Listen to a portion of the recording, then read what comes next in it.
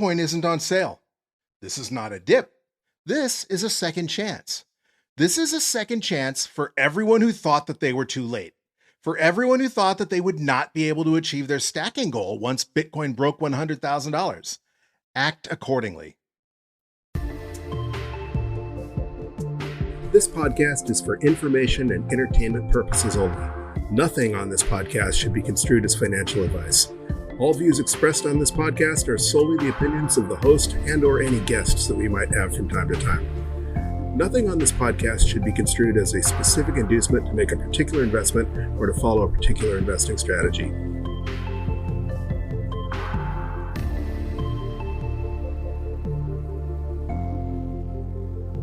Hello, you sexy sat stackers, and welcome to episode 207 of the Bitcoin Bulletin Podcast. I was going to title this episode something along the lines of "This is normal," or, the bull run is not over. But kind of on a sidebar, I could have also named it something along the lines of "Daylight savings time is absolute bullshit." Now, I say that because, most of us absolutely cannot stand setting the clocks back or setting the clocks forward, changing the clocks twice a year, pretending that the time is something other than what it is because the government says we're supposed to. I grew up in a big city, one of the biggest cities in the country, but I also have deep family roots in the Midwest. And one of the things our teachers always told us in the big city was that, we have daylight savings time because the farmers need that extra hour of daylight to get their work done. Well, and I knew that was total crap because our family tradition was that you spent the summers back in Iowa helping grandma and grandpa out. And of course, we came from a pretty big farming family. And I can tell you that farmers don't start their day at a certain time. Farmers start their day when the freaking sun comes up. Ever since the biblical times, they said that, they mentioned the cock crowed 3 times or whatever, talking about the rooster crowing, and that farmers basically woke up with the roosters. They woke up at sunrise. And if you work with animals, it's even more important because let's say you're a dairy farmer, for example. The cows have to be milked at exactly the same time every day. And it's not that the cows have to be milked at like 11 o'clock in the morning. It doesn't matter what the clock says. The cows have to be milked the exact same time. So if we have daylight savings time and now it's 10 o'clock in the morning, but because of daylight savings time, it's now 11 o'clock in the morning, the cows are going to wonder where the hell you've been or wonder why you're there early in this case. Twice a year, daylight savings time messes with the circadian rhythm of humans and animals alike. It causes a huge increase in the amount of sick leave taken, a huge amount of increase in the number of accidents that people have because the human body is attuned to the natural rhythm of the day and of night, of the circadian rhythm of life. And it has absolutely nothing to do with what the government dictates. In fact, and I've covered this on previous episodes at least once, the whole concept of daylight saving time was first proposed by Benjamin Franklin as a freaking joke, saying that we could save millions of dollars on candles if we just change the clocks. And of course, we actually know that, not only was that a joke, and apparently people that were like that mid IQ curve, the 80% IQers, didn't realize it was a joke because the reason we ended up with daylight savings time was they were literally trying to save candles or save electricity during the war periods, etc. And it turns out that you actually use more electricity by pretending it's earlier than it is. Because, for example, in the hotter states in the summertime, it's really, really expensive to air condition your house if you live in like Phoenix or Las Vegas or Los Angeles. I'm not kidding, like $400 a month to air condition a house when I had a house in Arizona. And it was a small house. $80 to use your electric during the rest of the year. But the 4 hottest months of the year was easily $400 in electricity. And it's even more now because that was almost 20 years ago. But the point being, when people come home, quote unquote, an hour earlier, because now 4 p.m. is 5 p.m. according to daylight saving time, you lower the thermostat down to cool your house off and you start turning on the stoves and things like that in the heat of the day when electricity is in demand, and you just end up using more electricity than if you come home a little closer to sunset. So that is a tangent, but it's just something that really frustrates me. And here in Florida, we passed a bill called the Sunshine Protection Act years ago, and it wouldn't eliminate daylight saving time. It would actually put us on permanent daylight saving time. So we never change our clocks. So we would always be on East Coast daylight saving time here in Florida. But because we live in the United States, the states can pass whatever law they want, but it's still up to the federal government to approve it. And which I think is kind of goofy, because I don't see anything in the Constitution saying that, that the states have to go to the federal government to seek that approval. But there's been a lot of bastardizations to how the power that our federal government has that they were never really supposed to have, because there's the interstate commerce clause that says that the federal government has the right to settle disputes amongst the states and to regulate commerce between the states. And there have been some court opinions that said that, well, anything that crosses state lines, therefore, it's subject to the interstate commerce clause, which is not what the founding fathers meant at all. But for whatever reason, because that is the case, Florida is stuck with daylight saving time, switching back and forth, twice a year, even though we passed a law and the governor signed it to end that shenanigans. So maybe one of the cool things that will come out of this new administration is that the Sunshine Protection Act will be passed on a federal level. And this will be the last time that we have to change our clocks and pretend that it's a different time. I would hold my breath hoping for that, but that's just one of my pet peeves. But that is not what we're here to talk about. Well, heck, we're here because it's Wednesday, and every Wednesday, as you know, if you're a longtime listener, is DCA Wednesday, where we stack $20 worth of Bitcoin to test out the dollar cost averaging hypothesis. And we have some news to talk about as well. But before we dive headlong into all of that, let's take our customary look at Bitcoin's vital statistics. At the time of this recording, we are sitting at a block height of 877,544, and Bitcoin is clocking in at $83,690 per Bitcoin. And that is kind of the big news that everybody's talking about. If you are staring at the price charts, you will notice that that is the cheapest that we will have had the opportunity to stack Satoshis in about 20 DCA Wednesdays. I think the last DCA Wednesday where we saw Bitcoin cheaper was all the way back on November 6th, when it was around $75,000, which kind of illustrates a point in and of itself, that if you just zoom out, it's not like, on November 6th, $75,000 was basically an all-time high. And so here we are, almost $10,000 more expensive than what would have been an all-time high just a couple of months ago. And people are running around like the world is ending. We're going to cover that in detail. In fact, that's pretty much all we're going to talk about this episode, because it's what everybody's fretting about. But because Bitcoin is so quote unquote cheap, because we've had a pullback or retracement, that means that every single US dollar that we convert into Satoshis today is going to get us 1,195 sats. And that is really cool, because if you remember, when Bitcoin is more than 100,000 US dollars, that means you get less than 1,000 sats per dollar. So today we're going to stack an extra 195 or more Satoshis for every dollar we convert that we would not have gotten if we were still in all-time high territory. And that makes me happy. And as I mentioned in the introduction, it should make you happy too, if you were one of those people that was fretting that whatever your stacking goal is that you had set for yourself, that maybe you would never achieve it now. When people talked about the end of the whole coiner, the last generation of whole coiners has already been minted, because not that many people have $100,000 that they can take to purchase one Bitcoin, or even over a year or two don't have $100,000 to convert into Bitcoin, and therefore one whole coin was out of reach.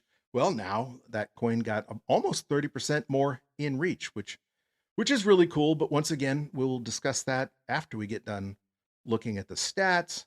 So Bitcoin's current US dollar value gives it a market cap of $1.66 trillion. So we're down under that market cap of silver, which I have full confidence we will retake imminently. But it just goes to show, when we think of Bitcoin as digital gold, Bitcoin had to more than 10x to reach the market cap of gold, and now it has to do so even more so. We have to go up a few $1,000s per Bitcoin just to retake silver's market cap. And while that's kind of a worthless statistic, it doesn't really mean anything, because, as they say, if all 21 million Bitcoin went on the market, you're not going to get $83,000 a Bitcoin for it, because that would drop the price. That not everybody paid $83,000 for that Bitcoin. Some people paid a lot more, but most people paid a lot less or didn't pay anything at all because they mined it.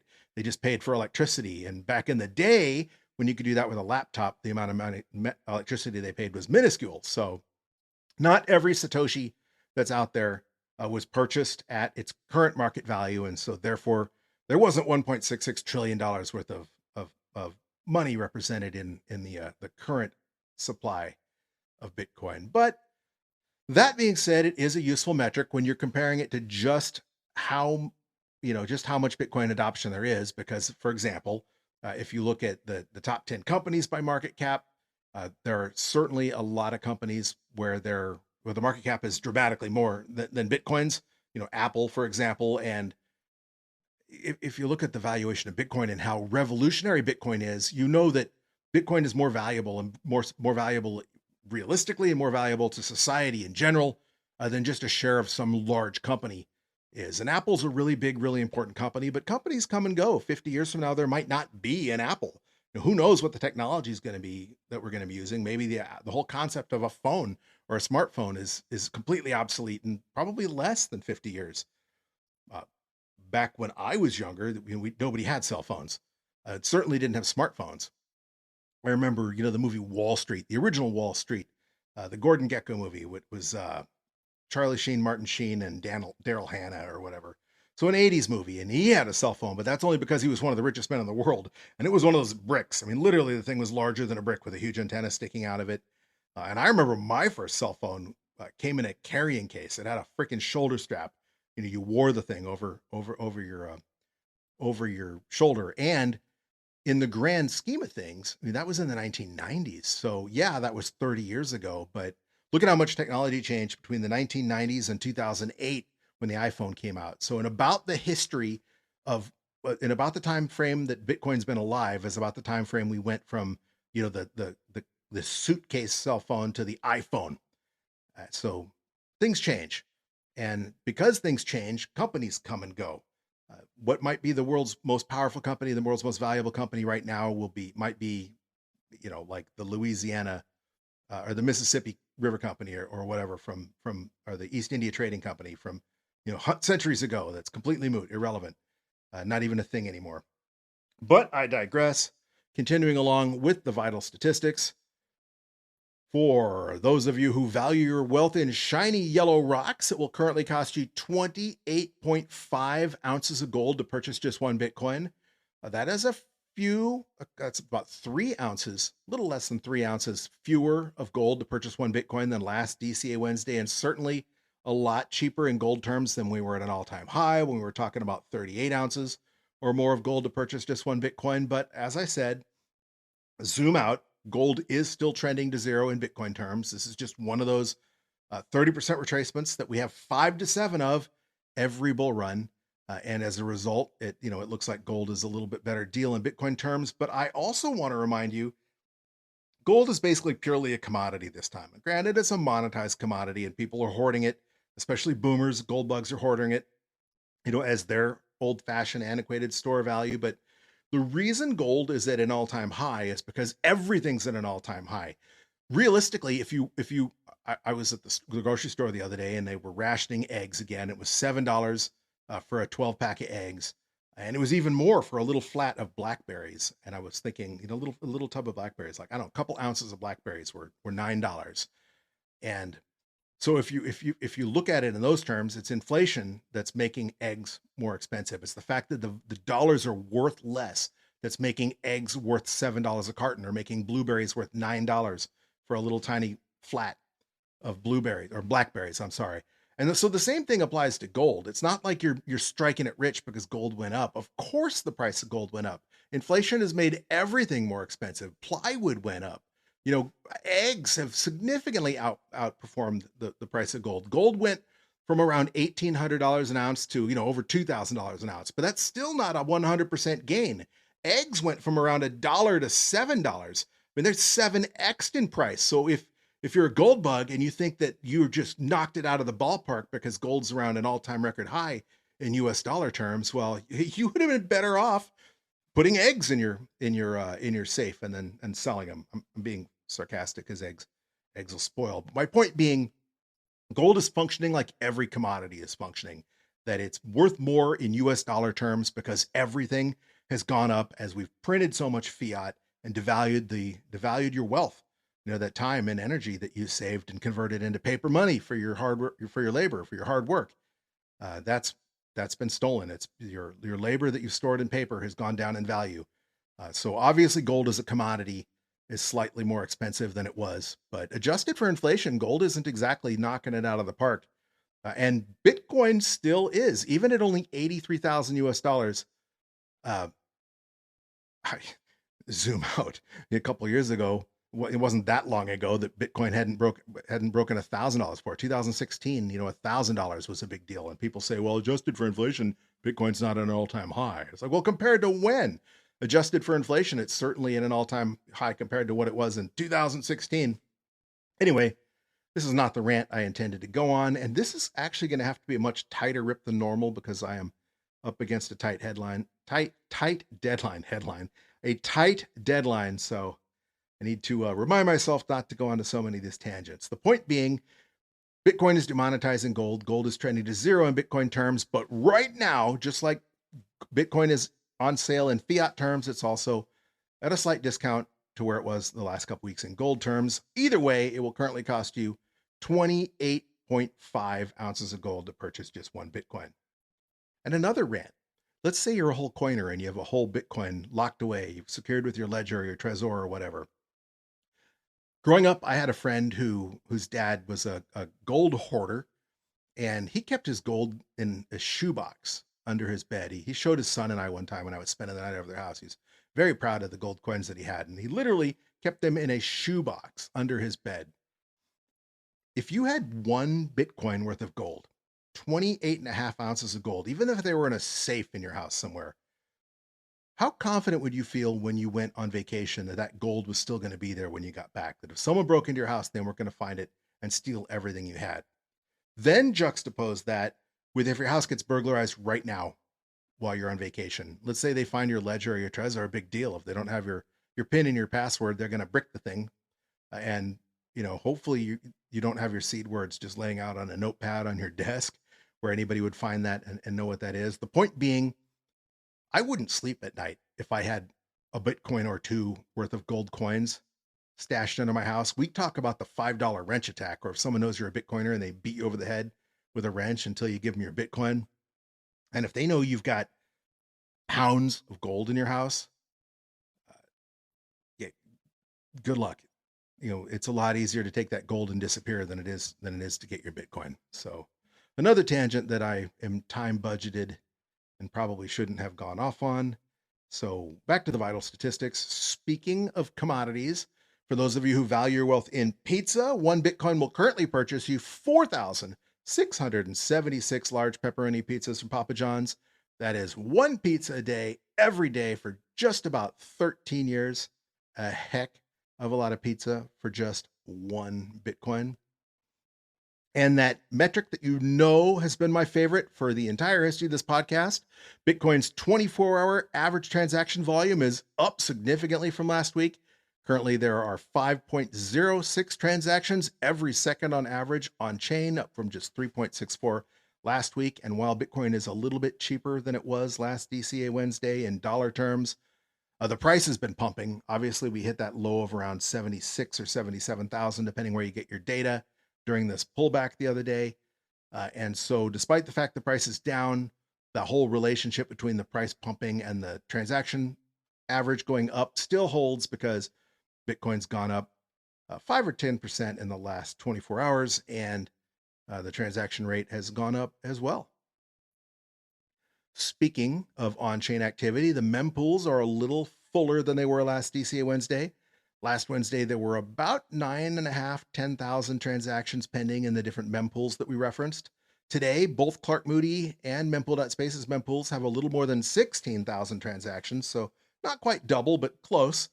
Clark Moody has 16,408 pending transactions in his mempool, and mempool.space has 16,391 transactions pending in their mempool. Still relatively clear. I mean, that's several blocks for the transactions, but nowhere near as bloated as, say, back in December when there were 281,000 transactions in mempool.space's mempool. So you get the point. As a result, if you need to send an on-chain transaction, you can do so relatively cheaply. Clark Moody's dashboard is recommending a fee of 2 sats per VByte for a high priority transaction, or even one that you have up to a day to wait on. If you have a couple of days, they're saying you can squeak in a 1 sat per VByte transaction and it will eventually confirm. That's exactly the same as what they were saying last week, by the way. Mempool.space is saying similar. They're saying a high priority transaction should have a fee of 3 sats per VByte, just like they did last Wednesday. The difference is because Bitcoin is a little less expensive, those 3 sats will cost you about 35 cents in fees because it's going to be more than 3 sats. It's 3 sats per VByte.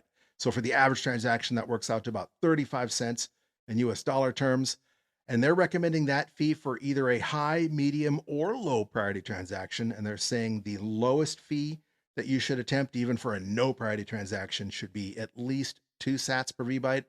But still, let's think about it. 35 cents to be able to send a transaction anywhere in the world, basically instantaneously and unstoppably, is pretty phenomenal.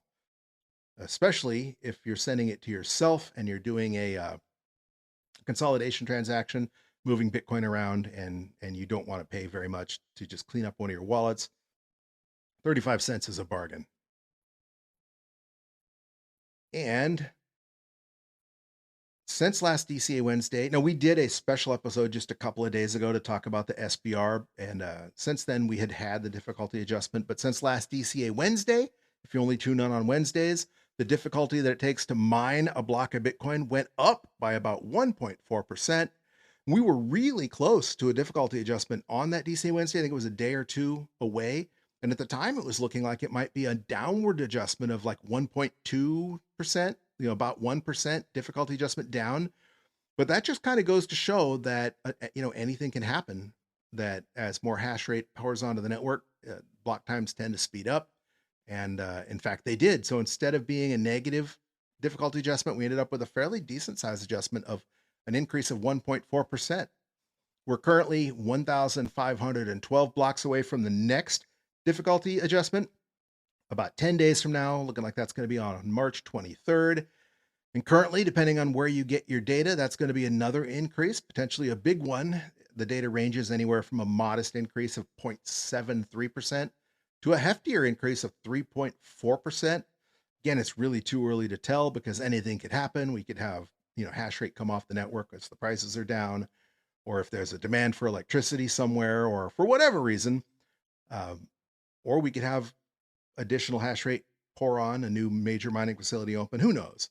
And again, this isn't super important to the average pleb, because all that really matters is that there's a heck of a lot of network hash power securing the network, making Bitcoin basically unhackable, immutable, knock on wood. If really, an increase of 1% or a decrease of 1% in mining hash rate really only affects the miners' profitability. But it is interesting to note that in general, because the network is growing, we usually have a difficulty increase.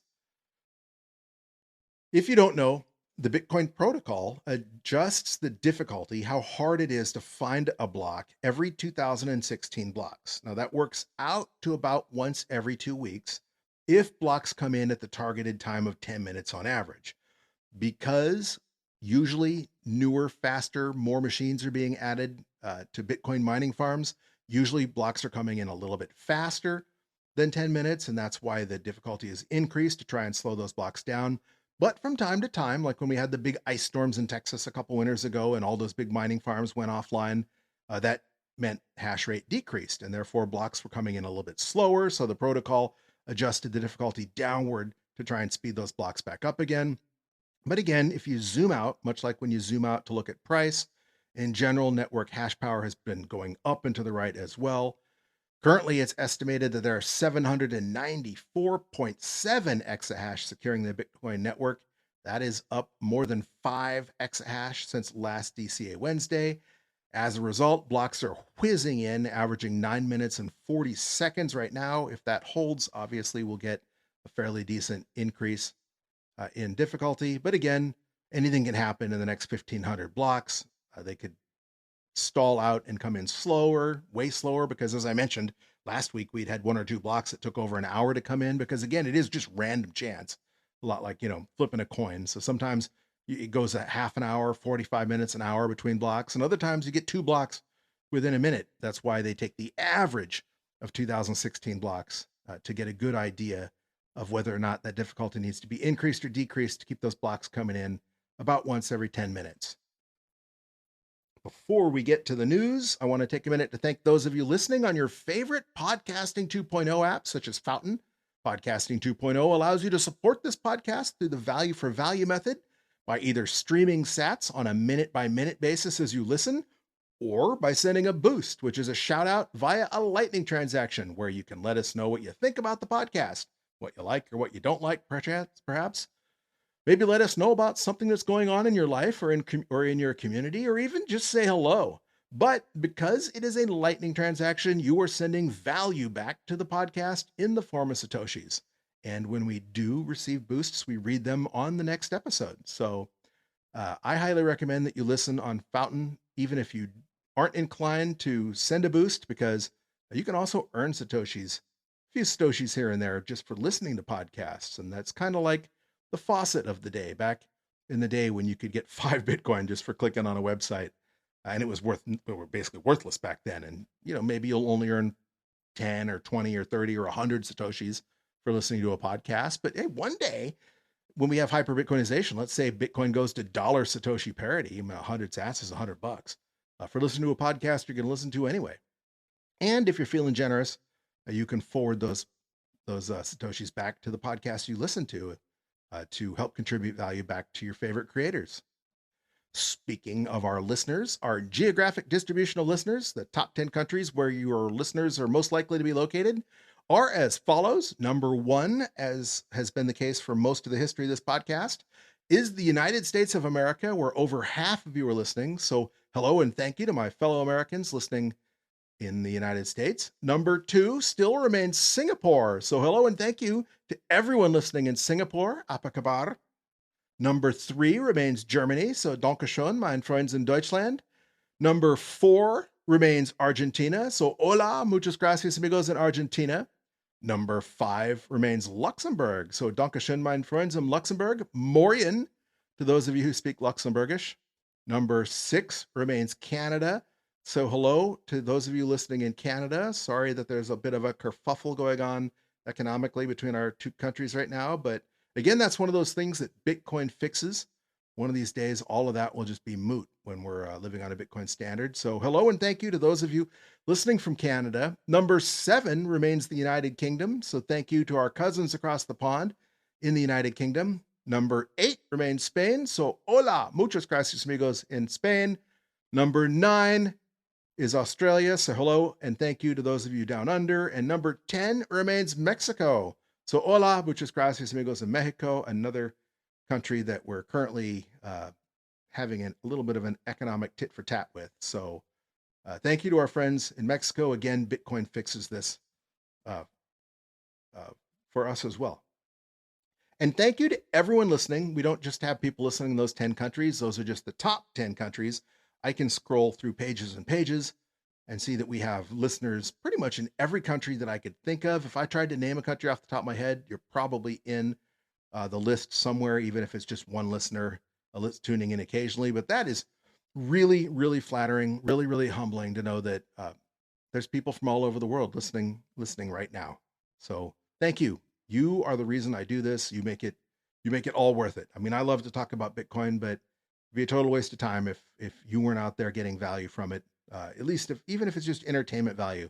Maybe it's just helping you keep those strong hands. Maybe you're a more hardcore Bitcoin maxi than even I, but it's just nice to listen to a fellow Bitcoiner and to participate together, especially when we stack Bitcoin for our DCA Wednesday stack.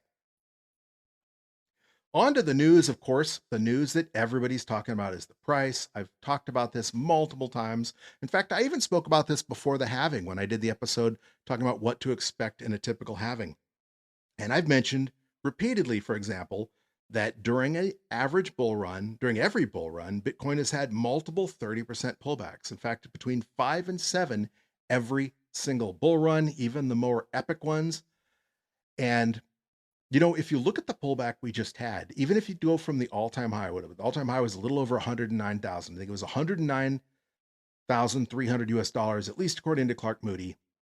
And if you go to the pullback, the dip that we had, Bitcoin would have had to have gone below $76,000 for that to work out. I guess it would have gone to $76,510 before that was even a 30% pullback. Now, during the 2017 bull run, which I like to point out that I think this cycle has been rhyming with quite a bit.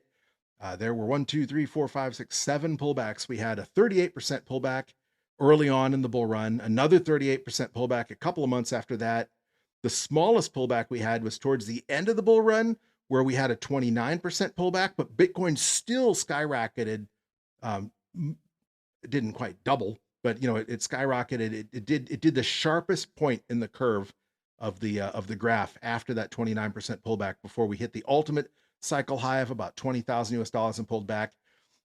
The point being, we had a 38% pullback right about where we are now in the end of February, the beginning of March of 2017, right on schedule. And this pullback has just barely kissed 30%. So, it's nothing compared to the pullback that we already had. Had Bitcoin dropped to like 80 and then rebounded back into the 100, that wouldn't have been anywhere near a 30% pullback. And that would have been different, because later this summer, if we were looking at the 2017, we were looking at another 30% pullback, 38% pullback, and then a 33% pullback, and then a 38% pullback, and then around August or September, a 36% pullback, and then a 29% pullback closer to October, November timeframe of this year, if we were to overlay that chart onto the current halving cycle. Now, the times adjust a little bit differently because, blocks don't come in.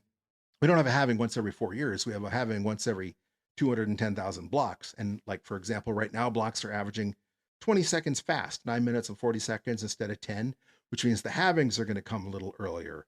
And that's why the halving came about a month earlier this cycle than it did in the 2020 halving. And it's why the 2021 all-time high was in November instead of in December, like it had been in 2017, because it was about the same number of blocks from the halving.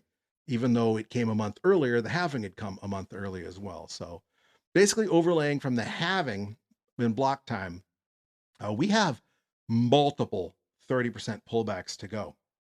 And so my point is that that's just normal, that there are people looking at Bitcoin saying this has been the worst bull run in the history of Bitcoin. Matt Odell is famous for saying that. And I think I was listening to Jack Mallers' podcast. I'm pretty sure it was Jack Mallers who had pointed out just the other day that something I've said over and over again in this podcast, that you don't look at the halving, because the halving price was what was different this time. Normally we have the halving and we're just barely recovered from the cycle low. It's nowhere near an all-time high at halving date. Normally we don't retake the previous all-time high until like 6 months after the halving. In this case, we had a new all-time high before the halving. So we crossed the halving in all-time record high territory. If you look at the cycle low, then we're performing almost exactly like we have in the previous cycles, especially 2017. And this is actually one of the better performing bull run cycles so far when you look at it from that perspective. So this halving is not over. If history repeats or even rhymes, we're not going to see our ultimate all-time high until maybe October, September of this year, after the summer for sure. And we're going to see 30% quote unquote crashes, just like this one, several more times along the way. It's just what Bitcoin does. Another thing that I was noticing was that, of course, it's not just Bitcoin that's gone down. All of the markets retraced quite significantly in the last several days. One of the ways I've successfully orange pilled some of my family members that were the hardest to orange pill was about a year or two ago, I think it was the Nakamoto portfolio was recommending that you put 1% of your assets into Bitcoin. But basically, long and the short of it is, the general consensus was that you should try and get your normies to just start out with just 1% of their investment in Bitcoin, because then they're going to have a vested interest to learn more about Bitcoin. They're going to orange pill themselves They're going to see that 1% of their portfolio grow into more like 50% of their portfolio just because it's going to outperform everything else. And I've used that same tactic. And so basically, to put this into perspective,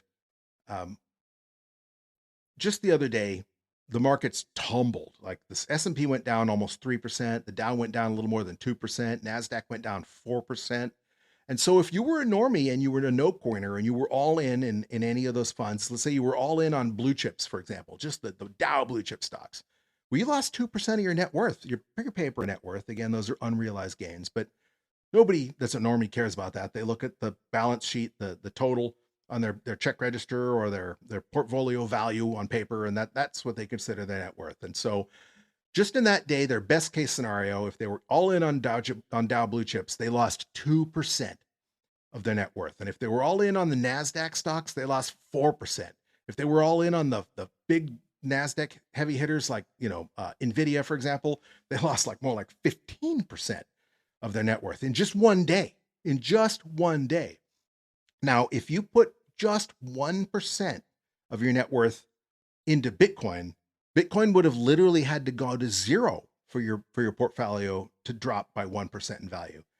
So if you had just 1%, if the normie, now I hopefully most of you have way more than 1%. Hopefully you're all in if you're a Bitcoin maxi like I am. But again, that's a you do you thing. But for the normies, if they had put just 1% of Bitcoin in their portfolio, even with a 30% retracement we're looking at, their Bitcoin holdings are only down 30% if they were all in and it jumped all in at the all-time high.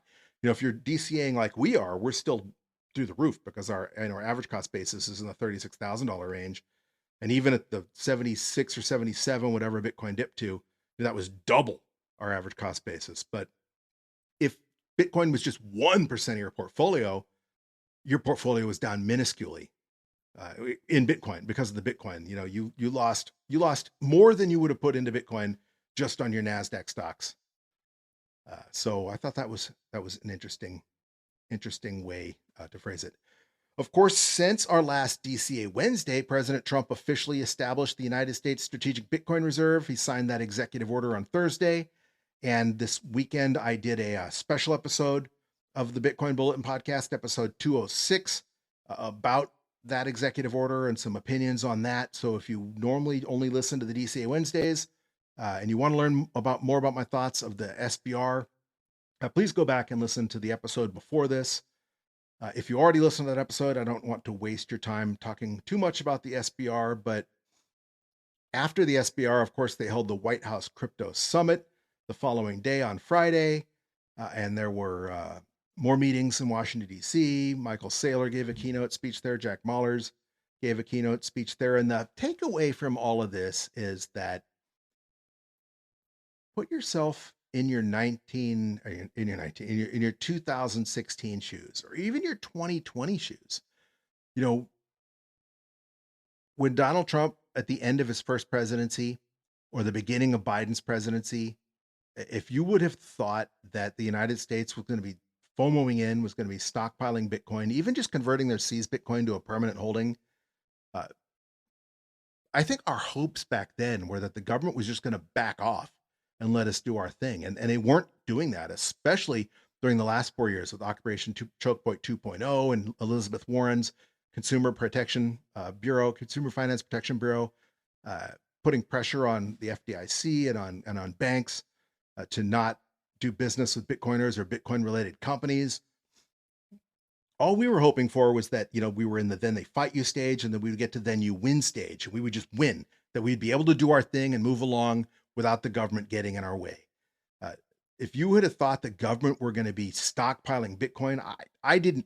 This was not on my bingo card in 2020. It wasn't even a pipe dream for most people in 2020. Certainly not in 2016 or earlier if you've been around that long. So the point being that, in the 2017 bull run, we started thinking we've really made it because normies were talking about Bitcoin, and they would talk about Bitcoin sometimes on financial shows like CNBC might have, Tom Lee from Fundstrat talking about Bitcoin and why he thought Bitcoin was going to go to $100,000 that year, which obviously it didn't, peaked at 20. But those were rare. They were few and far between. You certainly didn't have the president of the United States tweeting about Bitcoin or talking about Bitcoin or hosting a summit about Bitcoin at the White House. So this is where we are. This is how dramatically things have changed. And for the fact that Bitcoin is actually retracing a little bit on this news, well, I talk about that too quite a bit in detail in the last episode, that maybe this was a bit of a sell the news event, but in general, also as Jack Mallers said on that podcast I was talking about, Bitcoin doesn't respond to tweets anymore. Bitcoin is such a large asset at 1.5 trillion, 1.6 trillion market cap that it used to be if there was a news story about Bitcoin on CNBC, if Tom Lee came out and made a prediction, that was enough to pump Bitcoin. If the president of the United States in 2020 had come out and suggested an SBR, that probably would have been enough to pump Bitcoin. But now with, BlackRock and the ETFs being one of the largest holders of Bitcoin, and companies, Michael Saylor and MicroStrategy and other companies holding Bitcoin on their reserve, with pension funds starting to hold Bitcoin, with other countries mining Bitcoin or stockpiling Bitcoin. It is such a large asset now that it's not going to just move. It's not going to move. The 30% move we just saw isn't on rumor, and neither would a 30% boom be just on rumor. Bitcoin's going to grow like it always has. That's why I think the four-year halving cycle dynamic is not over anytime soon, and that I think the rest of this bull run is going to play out exactly the same as the others have. I think even since I did the last update about the SBR, maybe I talked about this, I know I talked about it in one of the episodes, that maybe Texas was going to beat Utah to become the first state to have a state level Bitcoin strategic reserve. And I don't know whether the Texas Senate had advanced that bill. I can't remember whether the Texas Senate had advanced their SBR bill. I think it was definitely after DCA Wednesday. Maybe I talked about it on the special Bitcoin SBR podcast. But the point being, Texas is now ahead of Utah. They're one step closer to establishing a strategic Bitcoin reserve. Their bill has passed the Senate. Now it just needs to pass the House and, of course, be signed by the governor. But it looks like it's on track to do so.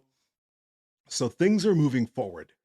Despite the fact we've had this 30% retracement, the sort of things that are helping accelerate Bitcoin adoption have been full speed ahead. Bitcoin adoption isn't a reflection of the price, and the price isn't necessarily a reflection of Bitcoin adoption.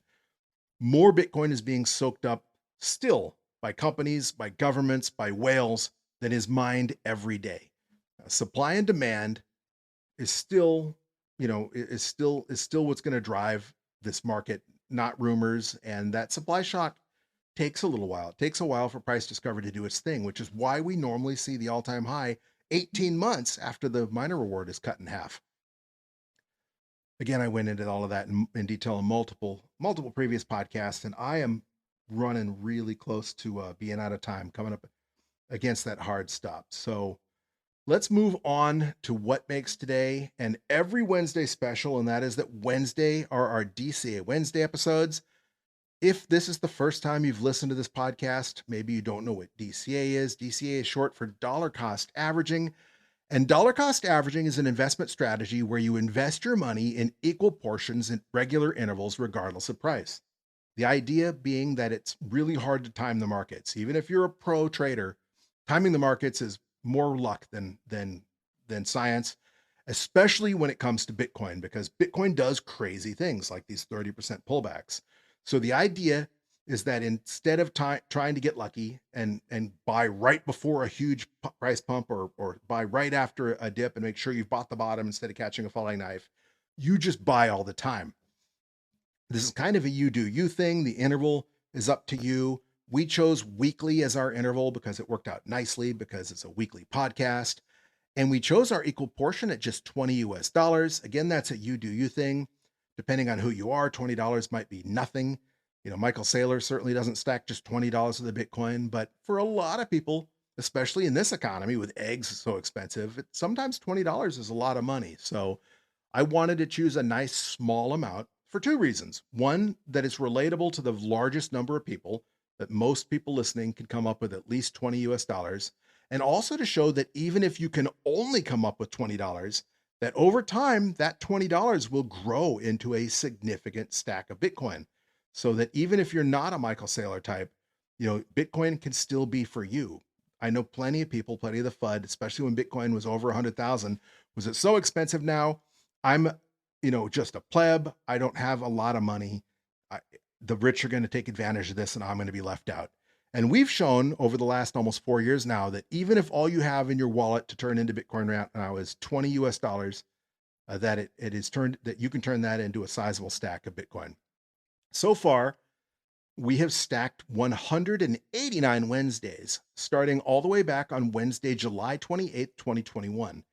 And we've converted 3,780 US dollars over those 189 Wednesdays into a stack of 10,455,542 sats.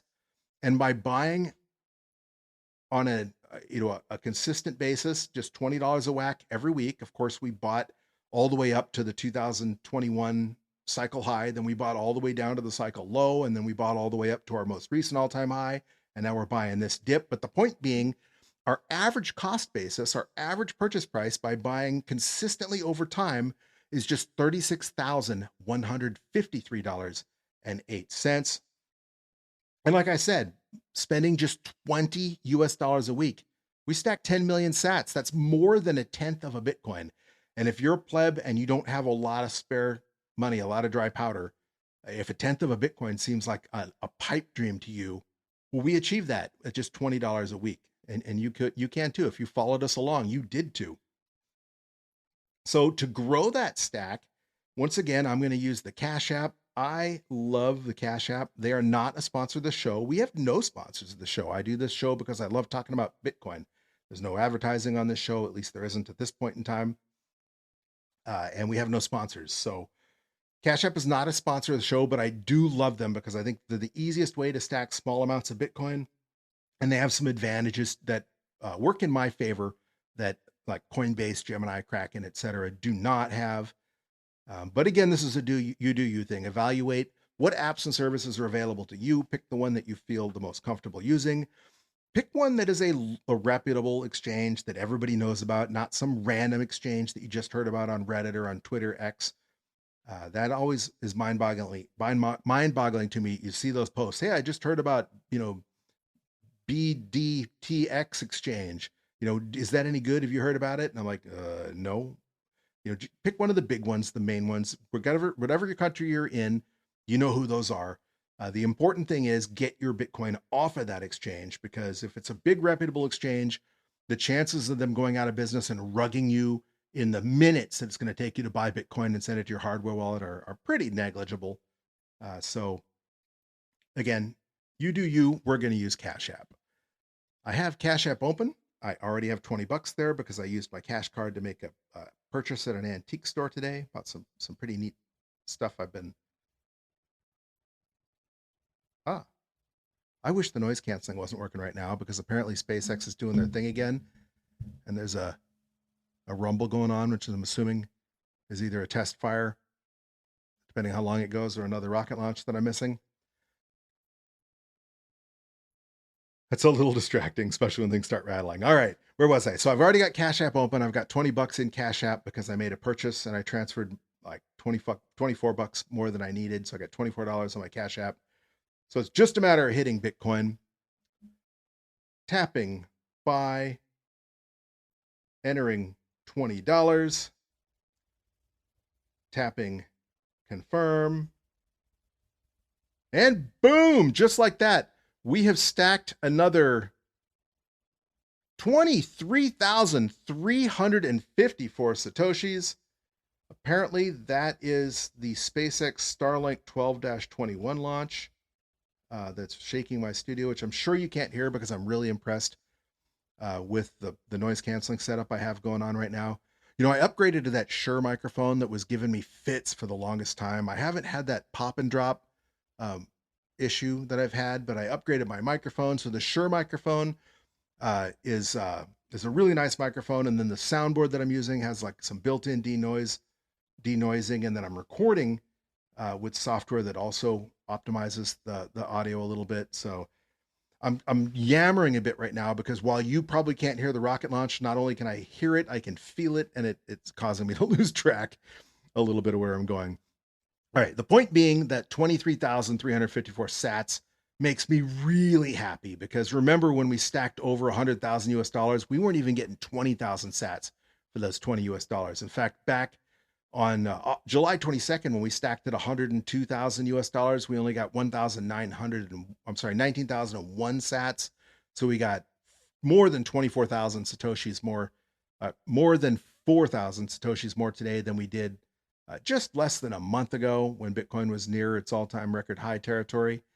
And that is really cool because, again, when we were at that all-time record high, I physically know people that I've been trying to orange pill that were like on the verge of purchasing, and they didn't think that the government was going to squash Bitcoin anymore. They didn't think it was a Ponzi scheme anymore. They just thought that it's too expensive, that they've missed it because, maybe Bitcoin will go up to 1 million, but for 100,000 to 1 million is only 10x, and I only have $1,000. So what? I get lucky and that 1,000 turns into 10,000, big deal to them. I mean, $10,000 is a lot of money, but that's the rationale that they were getting at. And so now that Bitcoin has pulled back, if you're worried that you didn't stack enough Bitcoin, that your returns aren't going to be fat enough, well, they're going to be maybe 30% fatter just when we get back to the current all-time high. Those 23,000 Satoshis bring our total stack now up to 10,478,896 Satoshis. They do raise our average cost basis by about $110. So every time we purchase at a price that's higher than what our average purchase price is, that's going to increase that average purchase price. And we had been increasing by like $123, $124. But since the price has pulled back a little bit, this purchase only increased it by $110.28. So our new average cost basis is just $36,263.36. Not too shabby at all, considering that right now Bitcoin's worth $83,710. That's up just a tiny bit from when I first started this podcast, but just about where we were. Of course, when Bitcoin retakes that $100,000 mark, which I believe it will do sooner rather than later, that stack without adding a single extra Satoshi would be worth $10,478.89, which is a heck of a return, considering that we've now converted 3,800 US dollars into those Satoshis. So more than double what we paid. And if Bitcoin hits 1 million this cycle, which Samson Mao and other people are saying that it will, maybe it won't. I've talked about on previous podcasts how if we do repeat 2017, Bitcoin might go well more than 1 million. And it could possibly hit 2 million this cycle. Who knows when that happens? It will happen eventually, I believe, though. And when it does, our stack without adding a single extra Satoshi would have a US dollar value of $104,788.96. That is almost an insane return for just 3,800 US dollars. You'd have to be Nancy Pelosi or Hillary Clinton to make that kind of money in the stock market. Adam Back, of course, has predicted that Bitcoin will hit 10 million US dollars. If that's the case, our humble little stack of 0.1 Bitcoin would have a US dollar value of more than $1 million, $1,047,889.60 to be correct. And one day, whether that's in my lifetime or whether that's 10 years from now, who knows? But as Fidelity Global Investments predicted, Bitcoin will eventually hit 1 billion US dollars. If we hit hyper Bitcoinization, I firmly believe it'll go higher than that. But when it does, our stack without adding a single sat would have a value of $104,788,960 US dollars, and that is generational wealth. Even Michael Saylor wouldn't poo-poo an extra $104 million. I don't know that many people. I don't know anybody personally whose entire family wouldn't be changed for the better for $104 million. That's pretty impressive. So that also certainly puts it into perspective for the I'm too late. It's too late to buy Bitcoin bros. That Bitcoin, if it continues to do its thing, and I believe that Bitcoin's an all or nothing proposition. Either it goes to everything divided by 21 million, basically infinity, or it goes to zero. And I think the chances of it going to zero are pretty darn slim, pretty dang close to zero. So that leaves $1 billion Bitcoin one day in history. And if you're listening to this podcast and you're 20 years old, 30 years old, you're definitely going to see that. If you're listening to this podcast and you're 50 years old, 60 years old, maybe you won't see it, but your kids will. Your grandchildren certainly will. And if we're talking about generational wealth, that's what it's all about. Before I go, as usual, I would like to ask you to help support the podcast by feeding that algorithm monster. And the best way to do so is by rating or reviewing this episode and by sharing this episode. Of course, if you're listening on Apple Podcasts, make sure that you have automatic downloads enabled, because remember, Apple went back and started turning off automatic downloads for podcasts that you didn't listen to 2 or more episodes a week of. And since we normally only have 1 episode a week, this week being an exception, that was basically an impossibility unless you were just binge listening to this podcast. You can also feed that algorithm monster by making sure you are following us on Twitter or X. On X, we are at BTC Bulletin Pod. Of course, I also like to hear from you, and one of the ways you can reach out is by DMing me on X, again, at BTC Bulletin Pod. I do reply to our DMs. My DMs are open. If you don't have Twitter or X, you can also send me that good old-fashioned email at bitcoinbulletin@protonmail.com. Again, that's bitcoinbulletin@protonmail.com. But either way, don't forget to join us next Wednesday and every Wednesday while we keep stacking just $20 worth of Satoshis, as long as there are people out there willing to trade that increasingly worthless fiat for the hardest asset ever discovered. But either way, don't forget to keep on stacking those sats, you sexy sat stackers.